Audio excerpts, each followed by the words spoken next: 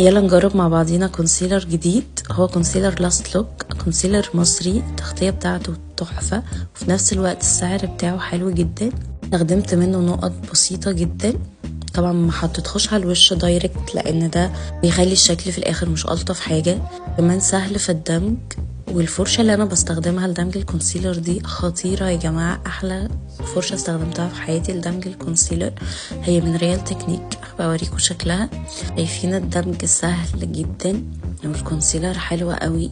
بتاعته على اصفر، هي الاضاءة مش مبينة قوي ان الدرجة على اصفر، بس انا بحب الكونسيلر بتاعي يبقى اصفر، يعني ما بحبوش يبقى محمر، ده عشان يكنسل الهالات بشكل لطيف بدون ما استخدم اي كوريكت او استخدم كذا كونسيلر. ده اللوك النهائي. الفرشة بجد خطيرة والكونسيلر حلو قوي. انا كده الفول ميك اب مش مستخدمة غير الكونسيلر بس. كده عملنا ميك اب يومي كامل بكونسيلر سعره اقل من 100 جنيه. الكونسيلر في المجمل ياخد 8/10، ما بيأكسدش وثابت. وبس كده، فولو فور مور.